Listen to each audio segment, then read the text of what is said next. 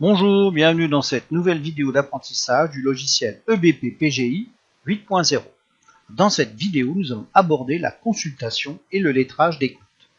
Nous verrons premièrement le lettrage manuel, puis le lettrage automatique et nous terminerons avec l'impression d'un compte. Alors, commençons par le lettrage manuel. Cliquons sur Consultation lettrage.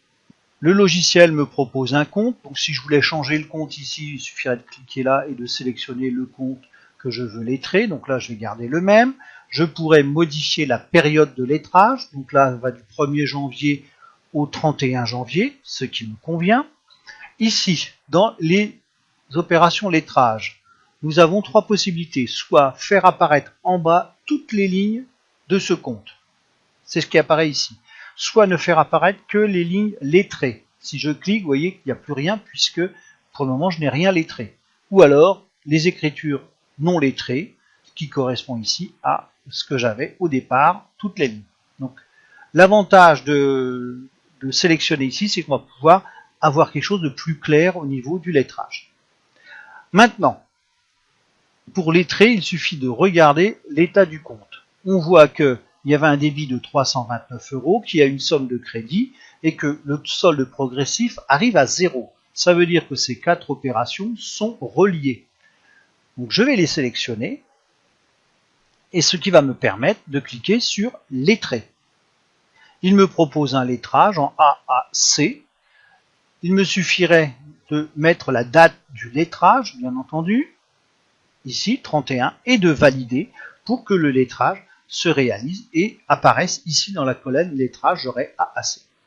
Je ne vais pas le faire puisque je vais tout de suite passer à la deuxième possibilité qui est le lettrage automatique. Donc là, j'annule.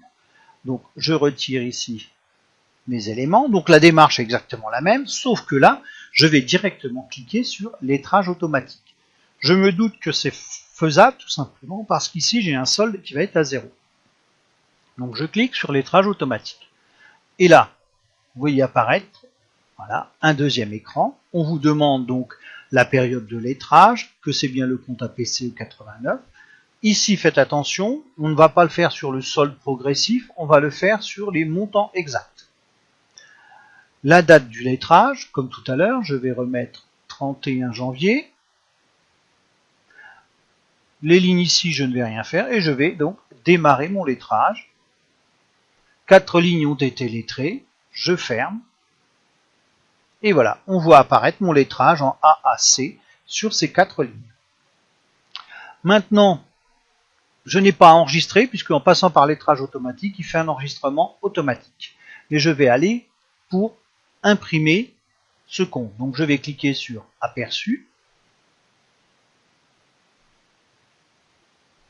Voilà. Et donc, dans le grand livre, il m'a bien sélectionné que mon 411 APCE.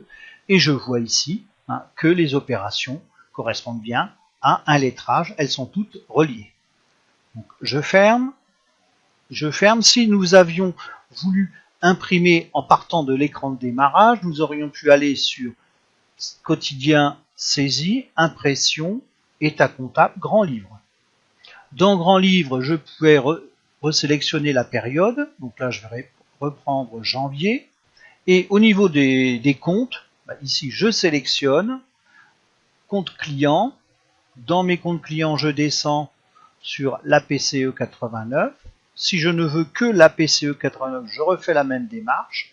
Clique sur client, APCE 89, et il me resterait à cliquer sur aperçu. Et vous voyez, j'ai exactement le même résultat que tout à l'heure quand j'étais dans la consultation du compte.